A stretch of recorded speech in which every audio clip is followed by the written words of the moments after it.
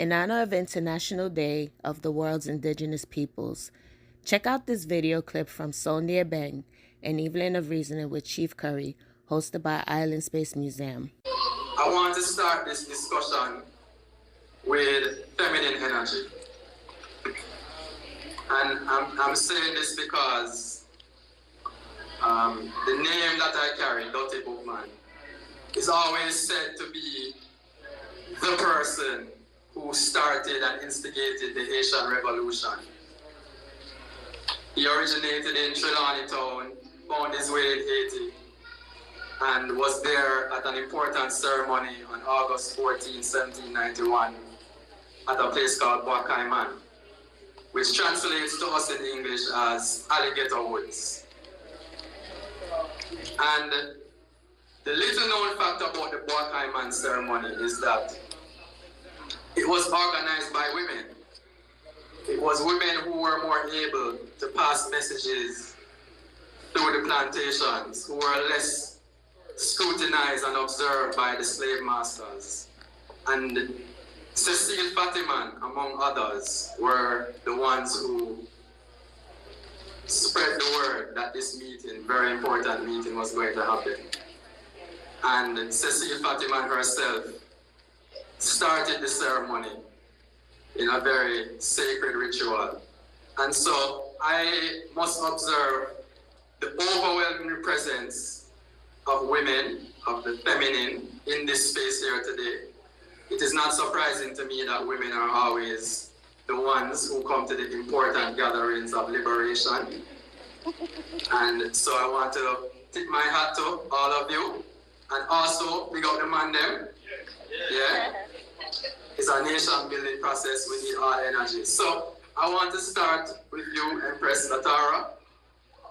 I want you to speak to why it is that it is so important for us to understand here in Florida what is happening with the Maroons in Jamaica.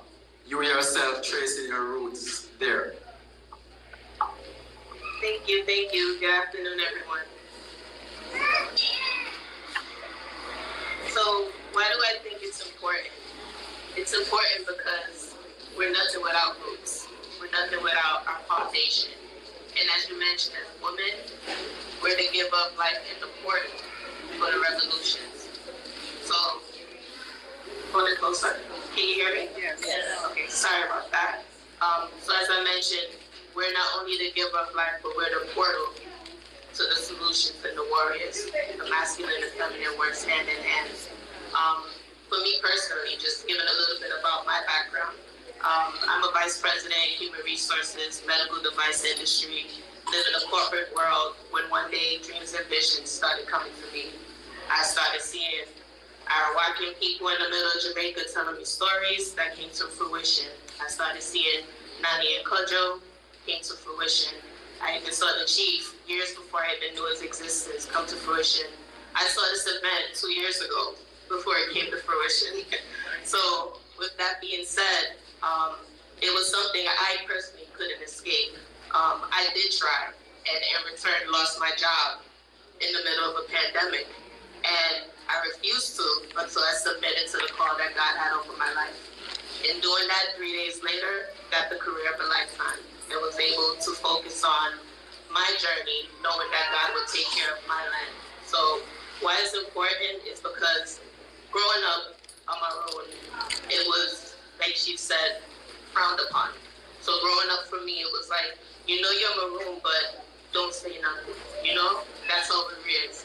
And now we're in a space where we need that foundation to know who we are, to bring beauty and light to it.